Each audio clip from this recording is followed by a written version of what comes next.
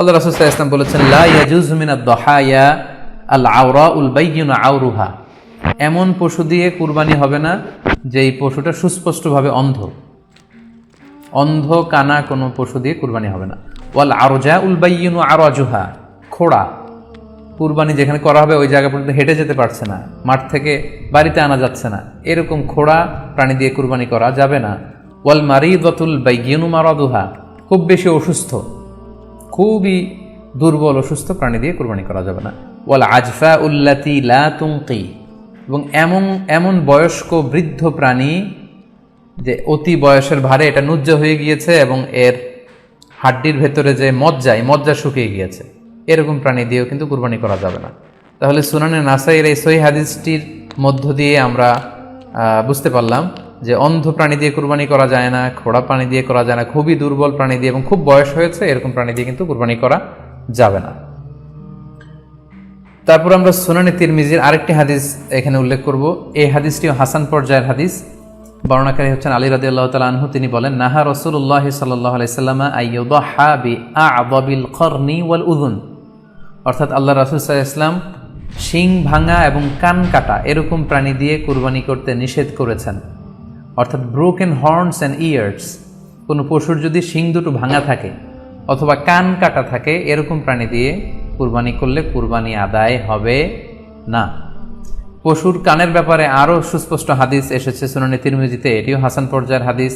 বর্ণনাকারী সাইয়েদনা আলী রাদিয়াল্লাহু তাআলা আনহু, তিনি বলেন যে নাহা রাসূলুল্লাহ সাল্লাল্লাহু আলাইহি ওয়াসাল্লাম আইয়ুদহা বিমুকাবালাহ আও মুদাবারাহ আও শারকা আও খরকা আও জাদআ, অর্থাৎ আল্লাহ রাসূল সাল্লাল্লাহু আলাইহি ওয়াসাল্লাম মুকাবালা মানে এমন প্রাণী যে প্রাণীর কানের সামনের অংশ কাটা, এরকম প্রাণী দিয়ে কুরবানি করা যাবে না। আও মুদাবারা, এমন প্রাণী যে প্রাণীর কানের পেছনের অংশ কাটা, সেটা দিয়ে কুরবানি করা যাবে না। আও শারকা, অথবা কানের মাঝখানে কাটা, দুই দিক ঝুলে আছে, করা যাবে না। আও খরকা, অথবা কানের ভেতরে ছিদ্র, পশুর কানে যদি ছিদ্র থাকে, কেটে যে ছিদ্র হয়ে গিয়েছে, ড্রিলড হয়ে গিয়েছে, সেই প্রাণী দিয়ে কুরবানি করা যাবে না। আও কুরবানির পশুর একটা নির্ধারিত বয়স সীমা আছে, সেক্ষেত্রে উটের জন্য 5 বছর হওয়া লাগবে কমপক্ষে, গরু বা মহিষের ক্ষেত্রে কমপক্ষে 2 বছর হতে হবে এবং ছাগলের ক্ষেত্রে কমপক্ষে 1 বছর হতে হবে। আবার বলছি, উট 5 বছর, গরু 2 বছর এবং ছাগল 1 বছর। তবে মেষ বা ভেড়া, দুম্বা এগুলো যদি 6 মাসের হয়, দেখতে যদি মোটা সোটা হয়, 1 বছরের মতো মনে হয়, তাহলে সেগুলো দিয়েও কুরবানি করা যাবে। সেক্ষেত্রে পশুর যে দাঁত আছে, নিচের পাটের যে পশুর দাঁত, এই দাঁতগুলোর পাশে 2টা ধারালো দাঁত থাকে, এগুলো উঠেছে কিনা এগুলো দেখে দেখে আপনারা পশুর বয়সকে নির্ণয় করতে পারবেন। তাহলে অনলাইনে ক্রয়ের ক্ষেত্রে আমাদের উত্তর হচ্ছে যে অনলাইনে আপনি পশু ক্রয় করতে পারবেন। সেক্ষেত্রে আপনাকে 2টি বিষয়ে খুব খেয়াল রাখতে হবে। এক হচ্ছে পশুর অঙ্গ প্রত্যঙ্গ ঠিক আছে কিনা, বাহ্যিকভাবে সব ধরনের ত্রুটিমুক্ত কিনা। 2 নম্বর হচ্ছে পশুর বয়স। এই 2টি জিনিস যদি আপনি এনশিওর করেন, আপনি অনলাইনে পশু ক্রয় করে সেটা দিয়ে কুরবানি করলে কুরবানি হয়ে যাবে ইনশাল্লাহ, কোনো সমস্যা নেই। আরও একটি প্রশ্ন আমাদের কাছে খুব বেশি এসেছে, সেটা হচ্ছে কুরবানি কি পুরো পরিবারের পক্ষ থেকে একজন দিতে হবে নাকি সামর্থ্যবান প্রত্যেকের দিতে হবে? আমি আবার বলছি, প্রশ্নটি হচ্ছে যে অনেকে এই প্রশ্নটি করেছেন যে পুরো পরিবার থেকে একজন দিলে হয়ে যায় নাকি সামর্থ্যবান প্রত্যেকের দিতে হয়। সম্মানিত দিনী ভাই এবং বোনেরা, এটি একটি মতবিরোধপূর্ণ মাসআলা, অর্থাৎ এই মাসআলার ক্ষেত্রে স্কলারদের মধ্যে মতভেদ পাওয়া যায়। এক্ষেত্রে 2টি মতামত। একদল স্কলার বলেছেন যে এটা পরিবারের পক্ষ থেকে একজন দিলে আদায় হয়ে যাবে। অপর মতামত হচ্ছে যে না, সামর্থ্যবান প্রত্যেকেরই দিতে হবে। আমরা 2টি মতামত নিয়ে আলোচনা করি। প্রথম মত হচ্ছে যে এক পরিবারের পক্ষ থেকে একজনই যথেষ্ট। এই মতামতটিও দলিলের দিক থেকে বেশ শক্তিশালী। সেক্ষেত্রে আমরা মেহনাফ ইবনে সুলাইম রাদিয়াল্লাহু তাআলা আনহুর বর্ণিত একটি হাদিস সুনানে আবু দাউদে এসেছে, হাদিসটি হাসান পর্যায়ের হাদিস। তিনি বলছেন, ও নাহনু উকুফুন মা রাসূলিল্লাহ বিআরাফাতিন, আমরা রাসূল সাল্লাল্লাহু আলাইহি ওয়াসাল্লামের সাথে 9 জিলহজ আরাফার ময়দানে ছিলাম। কলা, তখন আল্লাহ রাসূল সাল্লাল্লাহু আলাইহি ওয়াসাল্লাম আমাদেরকে বলেছেন, ইয়া আইয়ুহান নাস, হে মানব সকল, ইন্না আলা কুল্লি আহলি বাইতিন ফি কুল্লি আমিন উদহিয়া, অর্থাৎ প্রত্যেকটি, আল্লাহ রাসূল সাল্লাল্লাহু আলাইহি ওয়াসাল্লাম বলেছেন, প্রত্যেকটি ফ্যামিলির জন্য প্রতি বছর একটি কুরবানি ওয়াজিব হয়। আমি আবার বলছি, প্রত্যেক ফ্যামিলির জন্য প্রতি বছর কুরবানি দিতে হয় কয়টি? একটি। তাহলে কুরবানি পরিবারের পক্ষ থেকে একটি দিলেই আদায় হয়ে যাবে।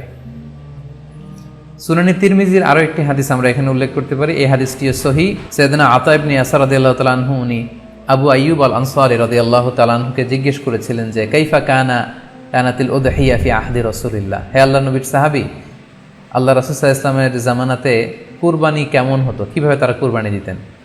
তো আবু আইয়ুব আল আনসারী রাদিয়াল্লাহু তাআলা আনহু বলেছেন, কানা রাজুলু ইউদহি বিশাতি আনহু ওয়া আন আহলিহি। আল্লাহ রাসূল সাল্লাল্লাহু আলাইহি ওয়াসাল্লামের সময়কালে লোকজন একটি ছাগল কুরবানি দিত তার পক্ষ থেকে এবং তার ফ্যামিলির পক্ষ থেকে। আনহু ওয়া আন আহলিহি, তার নিজের পক্ষ থেকে এবং ফ্যামিলির পক্ষ থেকে। অর্থাৎ এই হাদিসগুলোর আলোকে বোঝা যায় যে পুরো পরিবারের পক্ষ থেকে একজন কুরবানি দিয়ে দিলেই আদায় হয়ে যাবে। স্বামীও চাকরি করেন, স্ত্রীও চাকরি করেন, স্বামীরও টাকা আছে, স্ত্রীর টাকা আছে, দুইজনের আলাদা করে দিতে হবে না। স্বামী যদি একটা ছাগল কুরবানি দিয়ে দেয় তাহলে স্ত্রীর পক্ষ থেকে, পুরো ফ্যামিলির পক্ষ থেকে কুরবানি আদায় হয়ে যাবে। এই হাদিসগুলোর আলোকে বোঝা গেল। দ্বিতীয় আরেকটি মত আছে, সেই মতটি হচ্ছে প্রত্যেক সামর্থ্যবানের উপর ওয়াজিব। এটি ইমাম আবু হানিফার মত এবং আমাদের বাংলাদেশে এটিরই প্রচলন হয়ে এসেছে। আমরা এই মতামতটিকেই বেশি আমরা শুনে থাকি সব জায়গায়, যে যারাই সামর্থ্যবান প্রত্যেকের আলাদাভাবে দিতে হয়। স্বামী সামর্থ্যবান হলে স্বামীর দিতে হবে, স্ত্রী সামর্থ্যবান হলে স্ত্রীকে দিতে হবে, ছেলেরা হলে ছেলের দিতে হবে। এটা প্রত্যেকের আলাদাভাবে ইন্ডিভিজুয়ালি দিতে হয়।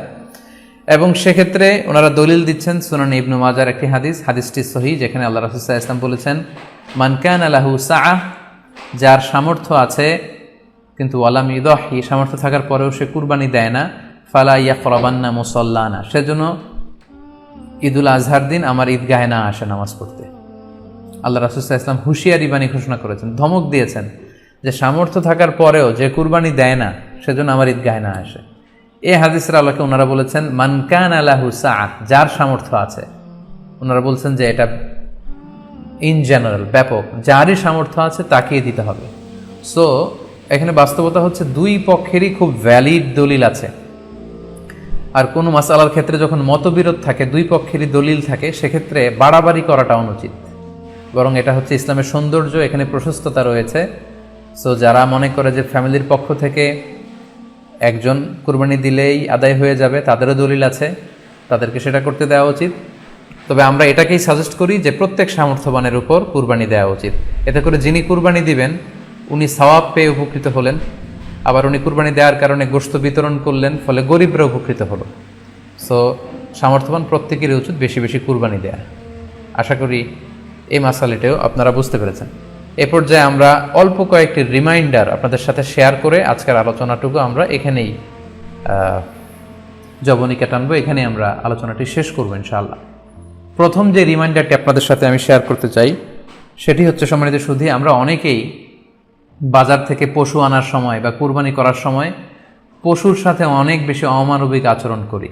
এতে করে কিন্তু আপনার কুরবানিটা, পুরো কুরবানির প্রক্রিয়াটাই প্রশ্নবিদ্ধ হয়ে যেতে পারে।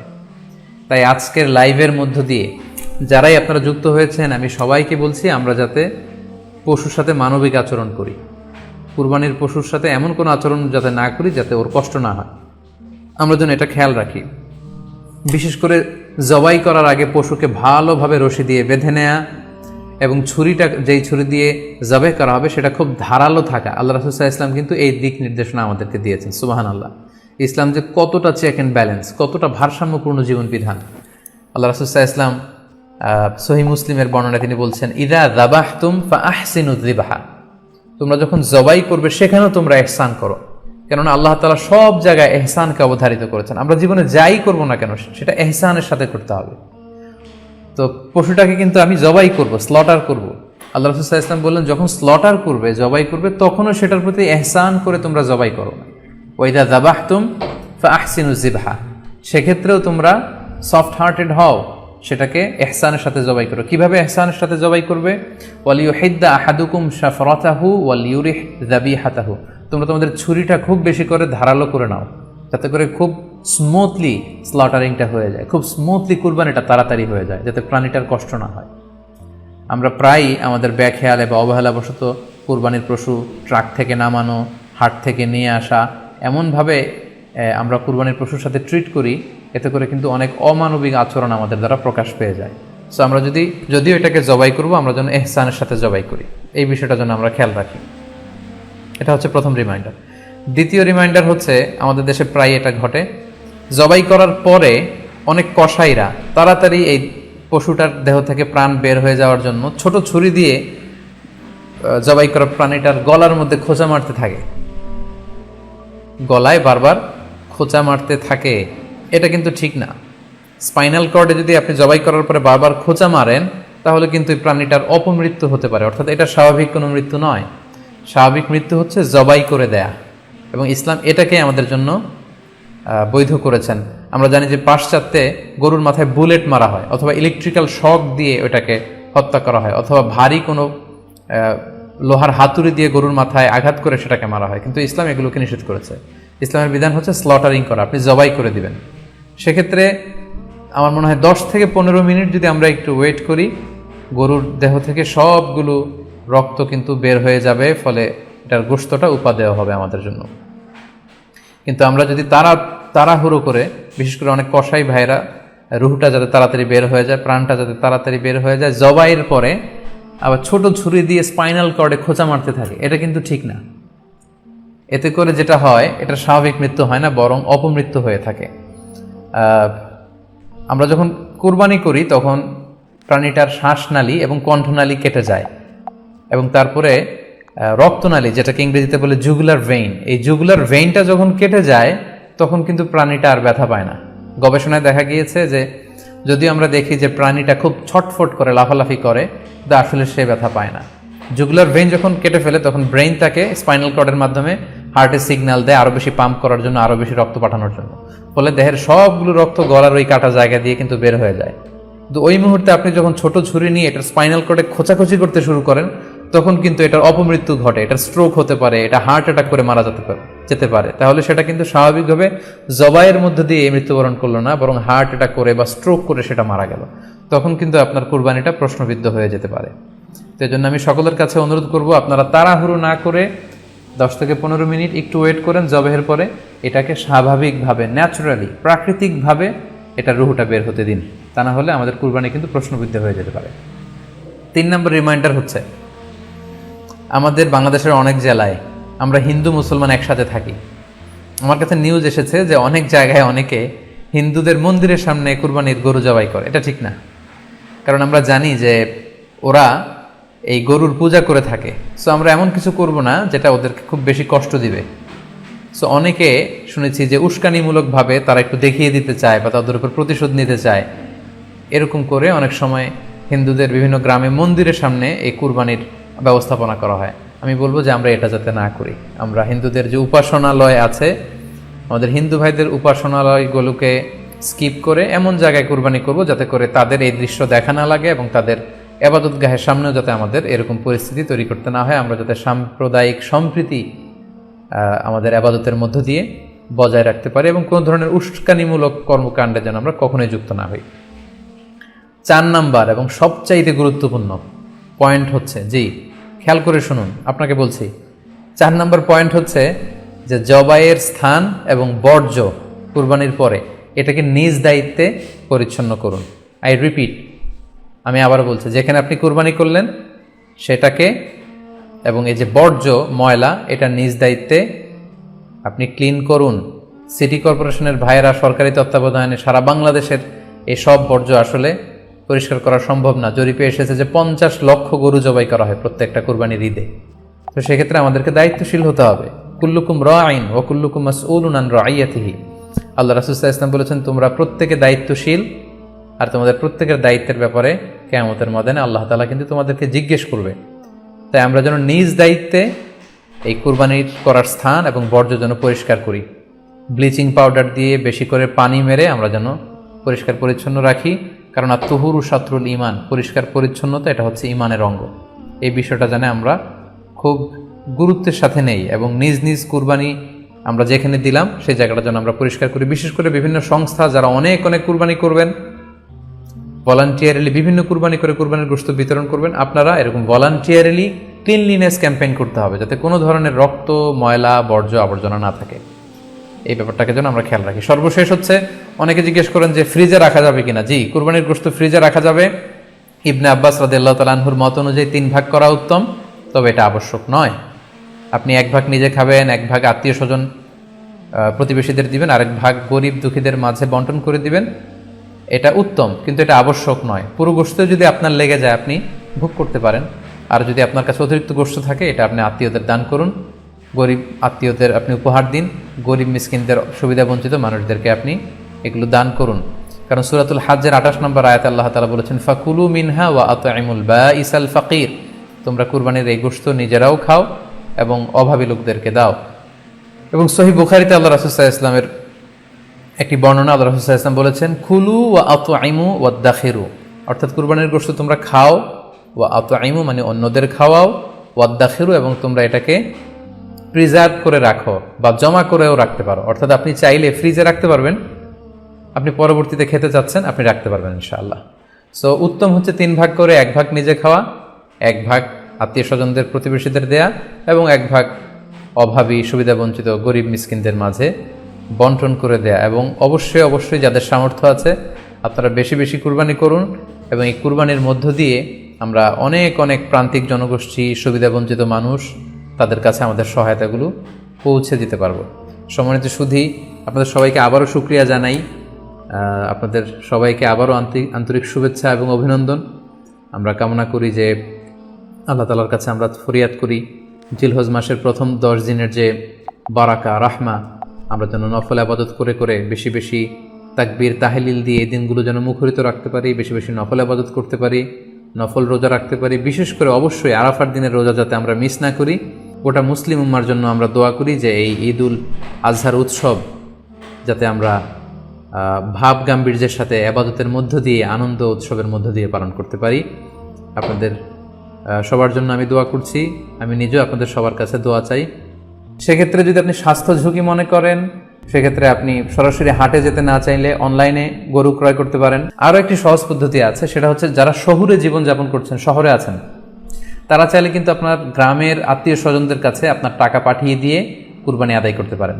টাকা পাঠিয়ে দিলে তারা আপনার পক্ষ থেকে ছাগল বা গরু কিনে কুরবানি করে তারা গোশত খেয়ে উপকৃত হলো, আশেপাশের গরিব আত্মীয় স্বজনদের মধ্যে বিতরণ করে এই কুরবানির প্রক্রিয়াটা আদায় হলো। এটাও খুব সহজে কিন্তু করা যেতে পারে। আর কুরবানির ক্ষেত্রে প্রতিনিধিত্ব জায়েজ আছে, অন বিহাফ অফ ইউ, অন্য কেউ আপনার পক্ষ থেকে কুরবানি করতে পারবে, আপনি টাকা দিয়ে দিলেই হলো।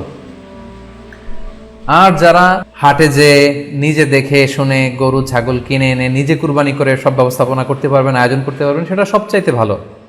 সেটা তো নূরুন আলা নূর, এটা নিয়ে কোনো কথা নেই। আশা করি কুরবানির টাকা দিয়ে দিলে কুরবানি আদায় হবে কিনা এই ব্যাপারটিও আপনারা বুঝতে পেরেছেন। এবার আমরা আসি, আরেকটি প্রশ্ন আমাদের কাছে খুব বেশি এসেছে, সেটা হচ্ছে কুরবানির পশু অনলাইনে ক্রয় করা যাবে কিনা। খুবই রেলেভেন্ট একটি কোশ্চেন, যেহেতু এখন অনেকেই হাটে যেতে চাচ্ছেন না, অনলাইনে আমরা অনেক কেনাকাটা করি, ফলে অনলাইনে কুরবানির পশুটা ক্রয় করা যাবে কিনা, এটা হচ্ছে প্রশ্ন। এক্ষেত্রে উত্তর হচ্ছে জি, অন্যান্য জিনিস আপনি যেমনি অনলাইনে ক্রয় করেন সেগুলো যেমনি জায়েজ, অনুরূপভাবে অনলাইনে কুরবানির পশুও ক্রয় করা জায়েজ। বিভিন্ন ডেইরি ফার্ম আছে, অ্যাগ্রো ফার্ম আছে এবং বিভিন্ন গরু ছাগলের খামার আছে, তারা কিন্তু আমি দেখলাম যে তারা গরুর অ্যাড দিচ্ছে, গরুর ভিডিও সেখানে আপলোড করে দিচ্ছে, সেখানে তাদের ক্লায়েন্টরা সেটা দেখে তারা গরু ক্রয় করছে। যে এটা জায়েজ আছে ইনশাল্লাহ। আপনারা যদি স্বাস্থ্য ঝুঁকির কারণে গরুর হাটকে অ্যাভয়েড করতে চান, ওখানে যেতে না চান, আপনারা চাইলে অনলাইনে পশু ক্রয় করতে পারবেন। তবে সেক্ষেত্রে 2টি জিনিস আপনাকে নিশ্চিত হতে হবে, 2টা জিনিস আপনাকে অনলাইনে পশু ক্রয় করার ক্ষেত্রে নিশ্চিত হতে হবে। প্রথম বিষয় হচ্ছে পশুটা দৈহিকভাবে ত্রুটিমুক্ত কিনা, এটা নিশ্চিত হতে হবে। অর্থাৎ পশুর বিস্তারিত অঙ্গ প্রত্যঙ্গের বর্ণনা আপনার জানা থাকা চাই। পশুটা সুস্থ আছে কিনা, বাহ্যিকভাবে সমস্ত ত্রুটিমুক্ত কিনা, এটা জানতে হবে। 2 নম্বর হচ্ছে পশুর বয়স সম্পর্কে আপনার জানতে হবে, কারণ যে কোনো বয়সের পশু দিয়ে কুরবানি করা যায় না, এটার একটা নির্ধারিত বয়স সীমা দেওয়া আছে শরিয়াতে, সেটা আপনাকে মেনটেন করতে হবে। প্রথম হচ্ছে সালিমাতুন মিনাল উয়ুবিজ যাহিরা, বাহ্যিক ত্রুটিমুক্ত হওয়া। যে কোনো পশু দিয়ে কিন্তু, অসুস্থ পশু দিয়ে কুরবানি করলে কিন্তু কুরবানি হবে না। এক্ষেত্রে আমরা সুনানে নাসাইর একটি হাদিস উল্লেখ করব, হাদিসটি সহিহ, বারা ইবনে আযিব রাদিয়াল্লাহু তাআলা আনহু বর্ণনা করেছেন। আল্লাহ রাসূল সাল্লাল্লাহু আলাইহি ওয়াসাল্লাম বলেছেন, লা ইয়াজুজু মিনাদ দাহায়া আল আওরাউল বাইয়িনু আওরুহা, এমন পশু দিয়ে কুরবানি হবে না যে এই পশুটা সুস্পষ্টভাবে অন্ধ কানা কোনো পশু দিয়ে কুরবানি হবে না। ওয়াল আরজাউল বাইয়িনু আরাজুহা, খোড়া, কুরবানি যেখানে করা হবে ওই জায়গা পর্যন্ত হেঁটে যেতে পারছে না, মাঠ থেকে বাড়িতে আনা যাচ্ছে না, এরকম খোড়া প্রাণী দিয়ে কুরবানি করা যাবে না। ওয়াল মারিদাতুল বাইয়িনু মারাদুহা, খুব বেশি অসুস্থ, খুবই দুর্বল অসুস্থ প্রাণী দিয়ে কুরবানি করা যাবে না। ওয়াল আজফা উল্লাতি লা তুনকি, এবং এমন এমন বয়স্ক বৃদ্ধ প্রাণী যে অতি বয়সের ভারে এটা নুজ্জ হয়ে গিয়েছে এবং এর হাড্ডির ভেতরে যে মজ্জা শুকিয়ে গিয়েছে, এরকম প্রাণী দিয়েও কিন্তু কুরবানি করা যাবে না। তাহলে সুনানে নাসাইয়ের এই সহিহ হাদিসটির মধ্য দিয়ে আমরা বুঝতে পারলাম যে অন্ধ প্রাণী দিয়ে কুরবানি করা যায় না, খোড়া প্রাণী দিয়ে করা যায় না, খুবই দুর্বল প্রাণী দিয়ে এবং খুব বয়স হয়েছে এরকম প্রাণী দিয়ে কিন্তু কুরবানি করা যাবে না। তারপর আমরা সুনানে তিরমিজির আরেকটি হাদিস এখানে উল্লেখ করব। এই হাদিসটিও হাসান পর্যায়ের হাদিস। বর্ণনাকারী হচ্ছেন আলী রাদিয়াল্লাহু তাআলা আনহু। তিনি বলেন, নাহা রাসূলুল্লাহ সাল্লাল্লাহু আলাইহি সাল্লাম আইয়ুদহা বিআ'যাবিল করনি ওয়াল উযুন, অর্থাৎ আল্লাহ রাসূল সাল্লাল্লাহু আলাইহি ওয়াসাল্লাম শিং ভাঙা এবং কান কাটা এরকম প্রাণী দিয়ে কুরবানি করতে নিষেধ করেছেন। অর্থাৎ ব্রোকেন হর্নস অ্যান্ড ইয়ার্স, কোনো পশুর যদি শিং দুটো ভাঙা থাকে অথবা কান কাটা থাকে এরকম প্রাণী দিয়ে কুরবানি করলে কুরবানি আদায় হবে না। পশুর কানের ব্যাপারে আরও সুস্পষ্ট হাদিস এসেছে সুনানে তিরমিজিতে, এটিও হাসান পর্যায়ের হাদিস। বর্ণনাকারী সাইয়েদনা আলী রাদিয়াল্লাহু তাআলা আনহু, তিনি বলেন যে নাহা রাসূলুল্লাহ সাল্লাল্লাহু আলাইহি ওয়াসাল্লাম আইয়ুদহা বিমুকাবালাহ আও মুদাবারাহ আও শারকা আও খরকা আও জাদআ, অর্থাৎ আল্লাহ রাসূল সাল্লাল্লাহু আলাইহি ওয়াসাল্লাম মুকাবালা মানে এমন প্রাণী যে প্রাণীর কানের সামনের অংশ কাটা, এরকম প্রাণী দিয়ে কুরবানি করা যাবে না। আও মুদাবারা, এমন প্রাণী যে প্রাণীর কানের পেছনের অংশ কাটা, সেটা দিয়ে কুরবানি করা যাবে না। আও শারকা, অথবা কানের মাঝখানে কাটা, দুই দিক ঝুলে আছে, করা যাবে না। আও খরকা, অথবা কানের ভেতরে ছিদ্র, পশুর কানে যদি ছিদ্র থাকে, কেটে যে ছিদ্র হয়ে গিয়েছে, ড্রিলড হয়ে গিয়েছে, সেই প্রাণী দিয়ে কুরবানি করা যাবে না। আও জাদা, অথবা নাক কাটা, এরকম প্রাণী দিয়ে কুরবানি করা যাবে না।